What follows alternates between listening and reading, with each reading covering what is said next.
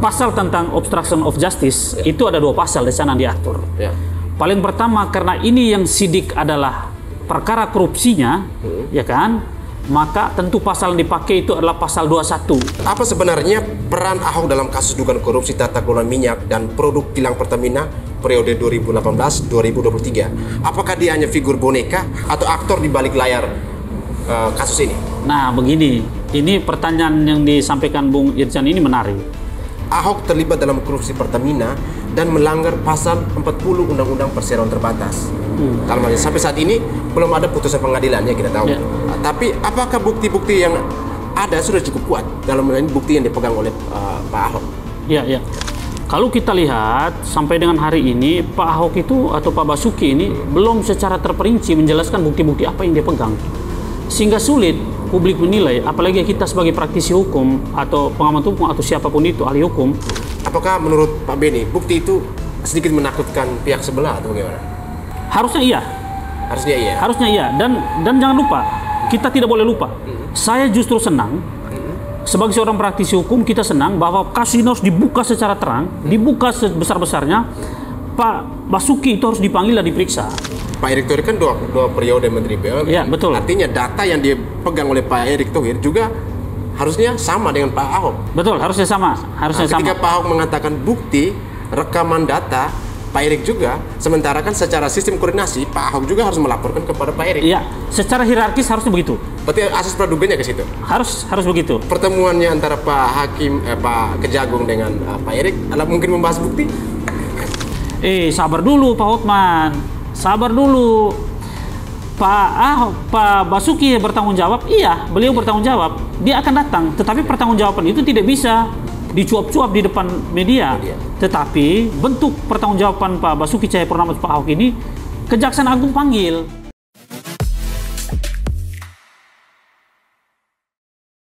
Hukum dan politik. Kali ini kita akan membahas kasus yang mengguncang negeri, yang merugikan negara, nilainya fantastis. Dan tokoh yang terlibat dalam kasus ini adalah tokoh yang fenomenal dan kontroversial, yaitu Ahok. Apakah Ahok juga terkena pasal atau dalang di balik korupsi Pertamina ini? Pak Beni, apa kabar Pak Beni?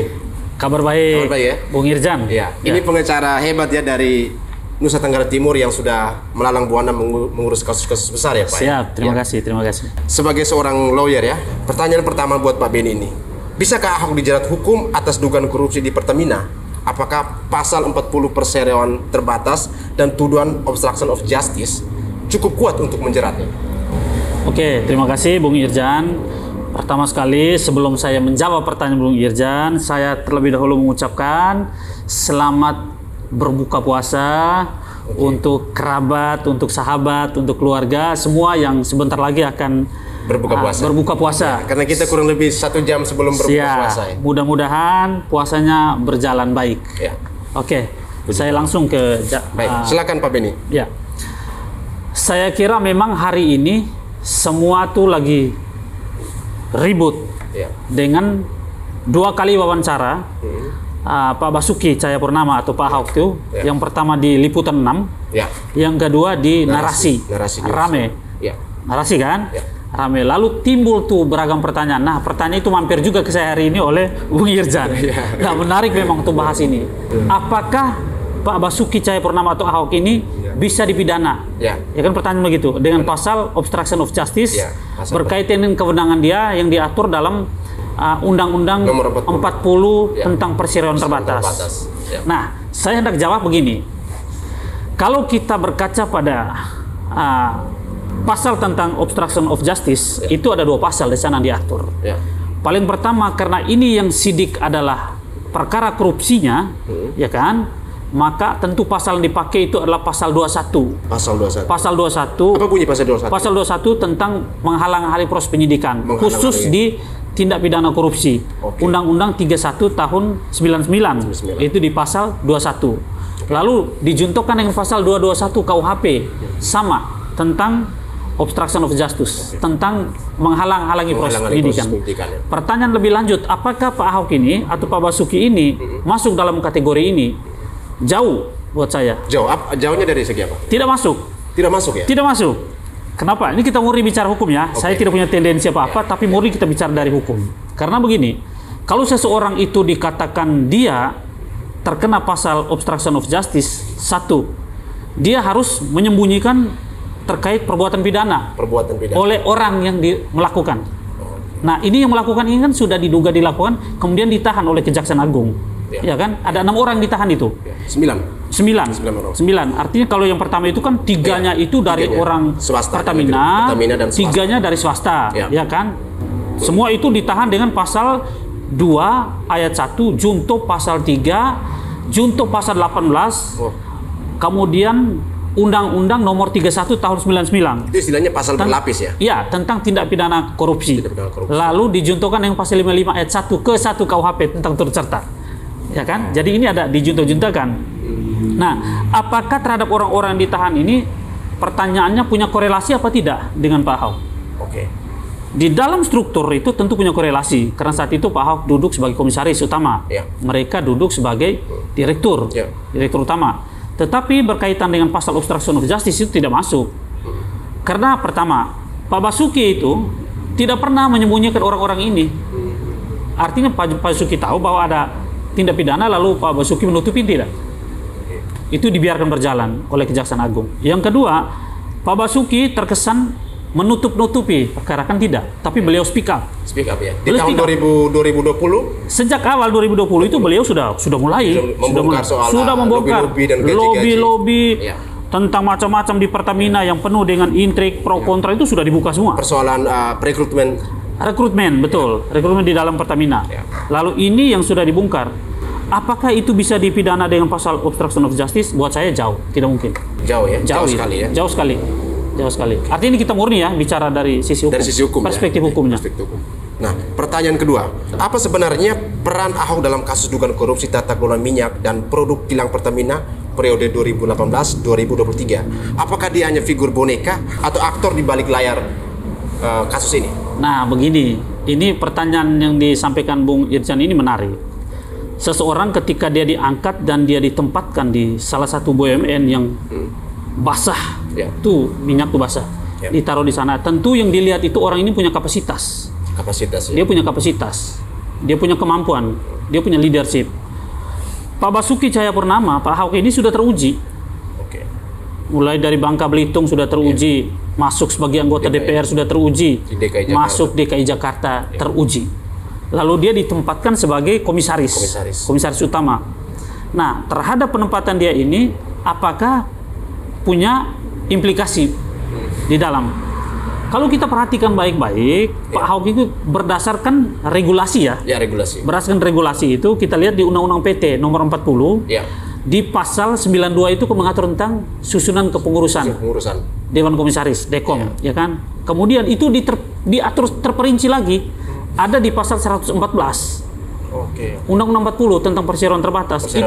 Perseroan terbatas, jangan lupa. Itu diatur juga terkait kewenangan apa yang harus dikerjakan oleh seorang komisaris.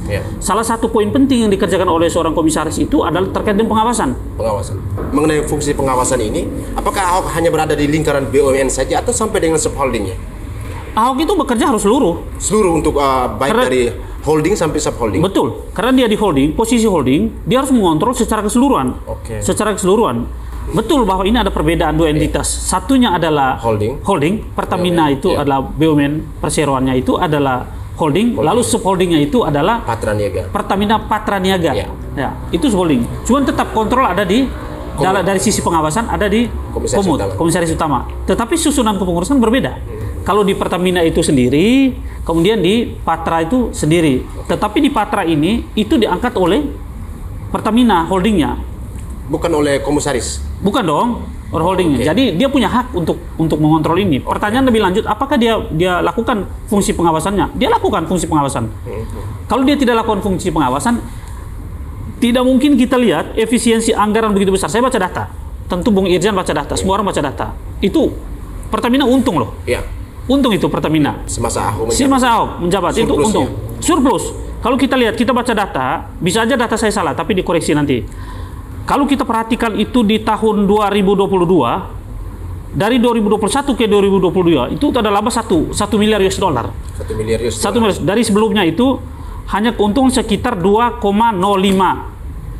miliar US dollar. Kemudian di tahun 2022 itu sudah Pertamina mendapat keuntungan itu hampir di 3, sekian miliar US dollar. Artinya ada peningkatan keuntungan. Itu apakah akumulasi dari baik dari holding, subholding sampai holding? Iya, semua akumulasi. Tentu itu kan berkat pengawasan seorang komisaris. Karena ada penghematan-penghematan. Kalau kita lihat itu, kita baca data itu bahwa laba atau keuntungan itu yang diperoleh Pertamina itu tidak semata-mata hanya karena dari sisi keuntungan jual minyak, jual gas bumi. Tidak. Tetapi itu ada keuntungan lain yang didapat berupa penghematan. Ada penghematan. Efisiensi anggaran itu dipotong hampir 30%. Kalau kita baca data, 30% itu dipotong OPEX ya. Operational expenditure. Itu dipotong 30%. Siapa yang lakukan itu? Ahok yang lakukan pengawasan itu. Sehingga Pertamina kalau dibilang Ahok tidak punya kontribusi atau Ahok harus bertanggung jawab terhadap perbuatan pidana yang dilakukan, buat saya jauh. Kita bicara hukum jauh. Sekarang kita melihat bagaimana soal sistem koordinasi ya. Sementara di dalam subholding sendiri ada dirut. Bagaimana Pak Beni melihat bahwa soal sistem koordinasi ini? Begini, kalau misal di dalam subholding itu ada dirut, itu normal ya. Ada holdingnya, di holding itu ada dirutnya, lalu di bawah ada subholdingnya itu adalah untuk menggerakkan. Dia untuk menggerakkan proses ya kan, dihilirisasinya, dihilir. Ini ada entitas yang berbeda. Satu adalah holding. Yang di bawahnya subholding. Cuman semua kegiatan mereka oleh direktur utama di Pertamina Patraniaga itu tetap di bawah pengawasannya komisaris utama di holding. Nah, pertanyaan berikut Pak Beni. Berdasarkan Undang-Undang Nomor 40 Tahun 2007 tentang perseroan terbatas, khususnya pasal 92 yang disebutkan tadi, apakah Ahok punya tanggung jawab hukum atas dugaan korupsi ini sebagai komisaris utama? Itu tanggung jawab hukumnya Pak Ahok. Kalau disebut bahwa Ahok ini punya tanggung jawab hukum terhadap itu, tentu dia punya tanggung jawab. Punya tanggung jawab. Seperti apa tanggung jawab? Tetapi tanggung jawab dia adalah, pertama, kita berharap bahwa Pak Basuki Cahayapurnama atau Pak Ahok ini harus dipanggil oleh Kejaksaan Agung untuk menerangkan posisi dia sebagai komisaris, apa yang dia kerjakan, apa yang dia lakukan, keputusan-keputusan apa yang dia buat sebelum timbul persoalan ini. Nah, dia harus memberi pertanggungjawaban secara hukum di proses pemeriksaan di Kejaksaan Agung. Lalu, apakah pertanggungjawaban hukum yang dia berikan itu lalu terbentuk frame bahwa nanti dia juga akan menyandang status sama seperti 9 tersangka. 9 tersangka lain. Buat saya sih nggak mungkin. Ya. Sangat nggak mungkin. Kenapa? Karena kalau kita lihat di 2 kali wawancara Ahok, baik di Liputan 6 atau di narasi newsroom, itu terang. Dia menyebut di situ bahwa semua pertemuan dia itu tercatat. Lalu itu direkam. Nah, punya data yang lengkap terkait dengan kerja dia sebagai seorang komisaris.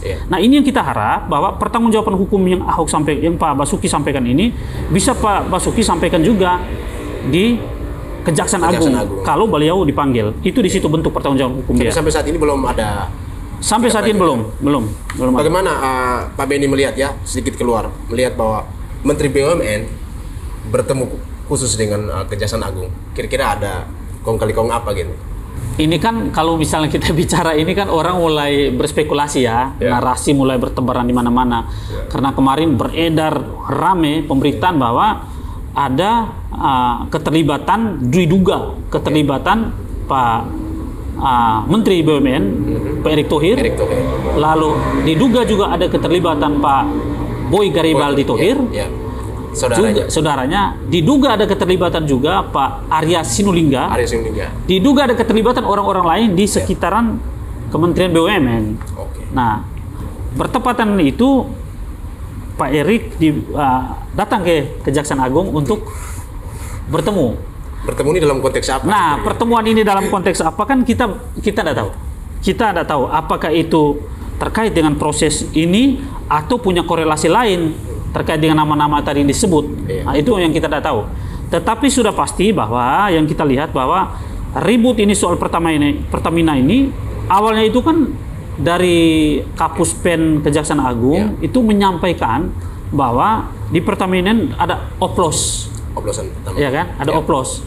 Kemudian setelah ada pertemuan dengan Pak Menteri BUMN, bukan oplos. Yang ada adalah di blend. Jadi bukan oplos. Nah, publik lah yang menilai pertemuan itu apakah punya pesan misi khusus. Pertanyaan besar juga ya itu. Pertanyaan besar semua. Saya juga bertanya-tanya. Tiba-tiba lagi ribut-ribut Pak Erik, Menteri BUMN datang bertemu. Katakan mereka ngopi lah, mereka ngopi sendiri. Ngopi, ya. Publik lah nanti akan melihat. Justru ini yang menjadi satu skeptis dari masyarakat Indonesia soal bagaimana independensi dari penegakan hukum. Betul. Nah, Pak Beni, pertanyaan berikutnya, apakah ada bukti yang kuat menunjukkan Ahok terlibat dalam korupsi Pertamina dan melanggar pasal 40 Undang-Undang Perseroan Terbatas? Dalam hal ini, sampai saat ini belum ada putusan pengadilannya, kita tahu.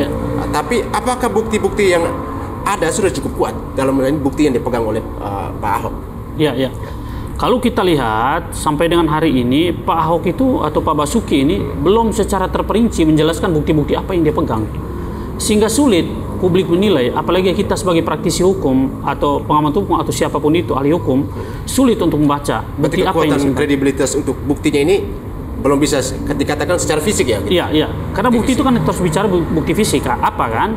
Gitu harus ada. Sekarang kalau misalnya bukti itu belum dipegang, kita harus berasumsi apa? Tentu belum bisa. Yang punya kewenangan untuk menguji itu nanti Kejaksaan Agung. Makanya kita berharap Kejaksaan Agung bisa panggil Pak Ahok, Pak Basuki Cahayapurnama atau Pak Ahok ini untuk diperiksa, kemudian beliau bisa memberikan keterangan di sana. Apakah keterangan-keterangan beliau yang dilampir disertai dengan bukti-bukti itu bisa menjadi valid ya. Soal apakah Pak Basuki terlibat atau tidak terlibat. Nah, bukti itu yang kita belum tahu karena memang belum dibuka. Belum dibuka sampai sekarang. Perlu dipertanyakan kan masih dalam bentuk narasi narasi betul. Apakah menurut Pak Beni bukti itu sedikit menakutkan pihak sebelah atau bagaimana?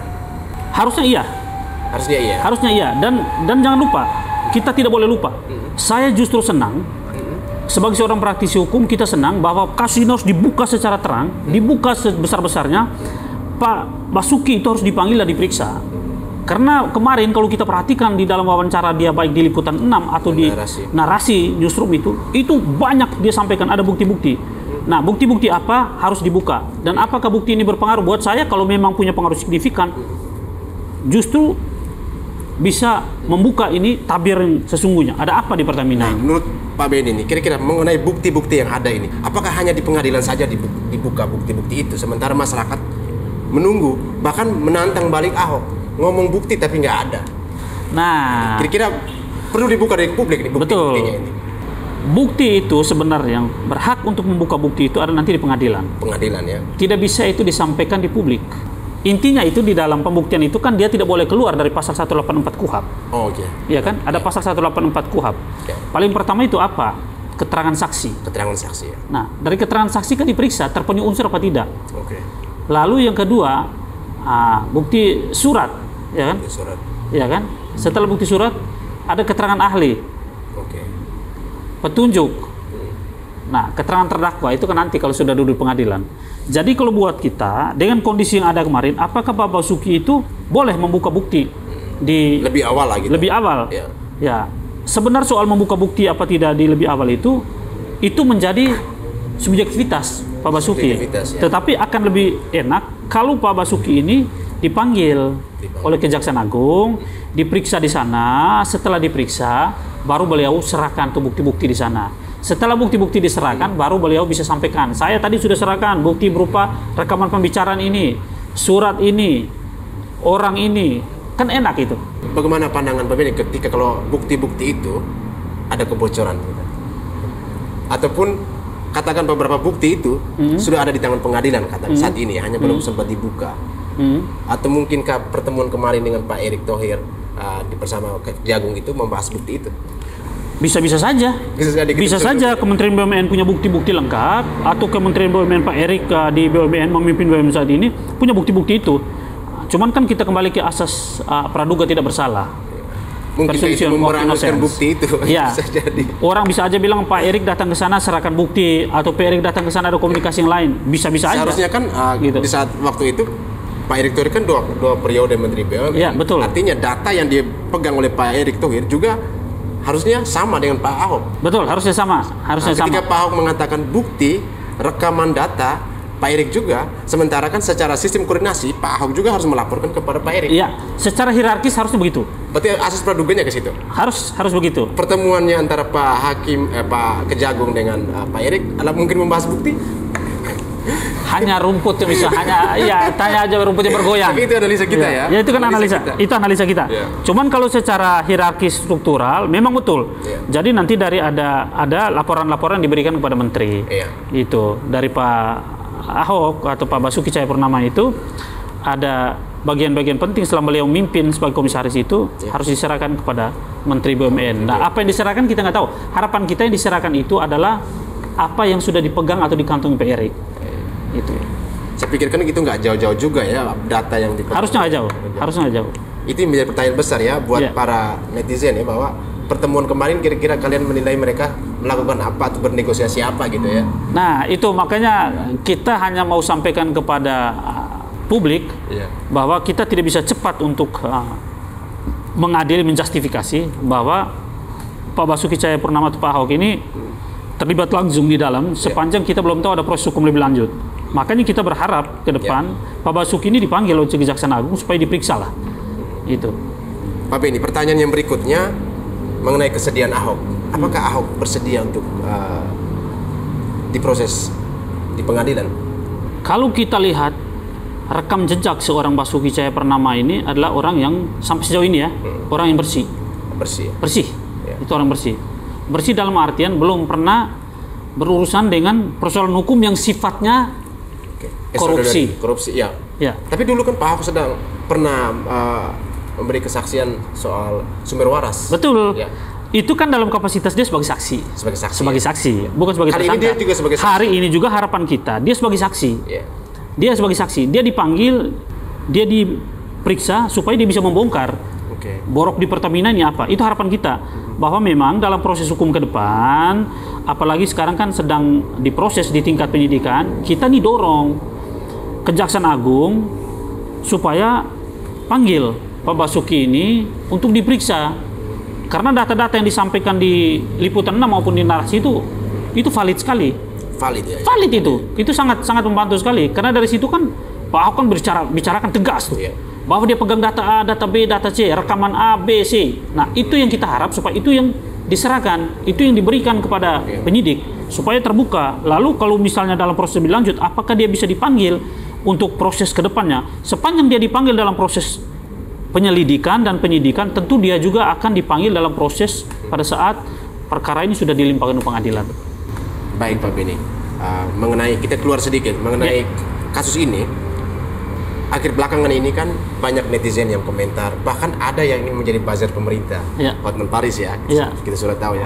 Tapi ini sebagai Pak Beni sebagai seorang lawyer ketika melihat bahwa dalam kondisi seperti ini sekian banyak masyarakat sipil mendukung Ahok, tapi ada satu pengacara yang berdiri sendiri atas nama pemerintah mungkin. Jadi, sebagai seorang pengacara, bagaimana Pak Beni melihat menanggapi ini?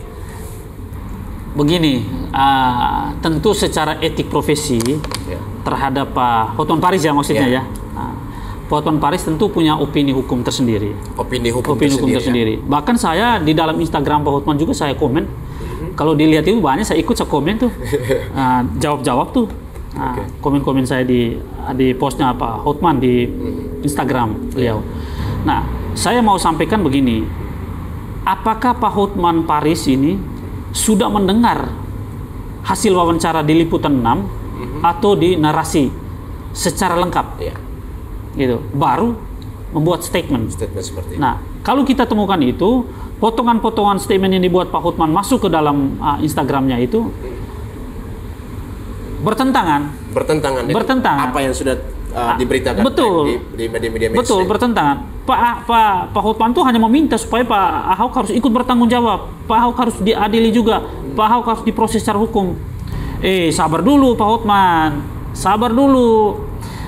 Pak Basuki bertanggung jawab. Iya, beliau bertanggung jawab. Dia akan datang. Tetapi pertanggungjawaban itu tidak bisa dicuap-cuap di depan media.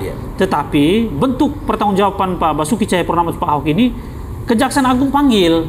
Kejaksaan Agung harus panggil aparat penegak hukum. Iya dong, harus panggil supaya apa? Beliau memberikan keterangan bahwa apa yang disampaikan Pak Hotman itu betul apa tidak. Itu sekaligus untuk menjawab keraguan Pak Hotman. Karena Pak Hotman kan bilang Pak Ahok terlibat, ini Pak Ahok ini Pak Ahok ini. Dengan seperti itu kan, ketika Pak Hotman mengatakan Pak Ahok terlibat, atau kenapa baru sekarang gitu. Di tahun 2020 Pak Ahok membongkar gaji dan lobby-lobby ke kementerian dan sebagainya. Betul. Di saat itu kira-kira kemana Pak Hotman Paris? Iya kan? Ini kalau Pak Hotman Paris ini kan, kalau kita melihat Pak Hotman Paris ini lebih coba kita perhatikan ya, kita perhatikan. Dia selalu menyampaikan bahwa ini kliennya, ini kliennya, ini kliennya. Jadi apakah murni pendapat hukum Pak Hotman itu adalah pendapat hukum sifatnya memang membuka tabir hukum, atau ada something, ada sesuatu? Apa dugaan yang paling kuat gitu kira-kira? Ya kalau buat saya dugaan yang paling kuat mungkin karena Pak Hotman berada di dalam lingkaran kekuasaan. Mungkin kayak bisa akan menjadi pengacara dari para koruptor ini? Ya bisa saja, karena kalau saya tidak salah itu Pak Boy Garibaldi Thohir itu kan kliennya Pak Hotman. Oke. Gitu. Bisa saja. Berarti nggak kecurigaan masyarakat ya, nggak perlu jauh-jauh ya? Bahwa tidak perlu jauh-jauh, masyarakat udah bisa lihat, bisa itu. menilai ya. Bisa menilai itu. Dikatakan sebagai buzzer pemerintah atau buzzer pemerintah ya. Betul.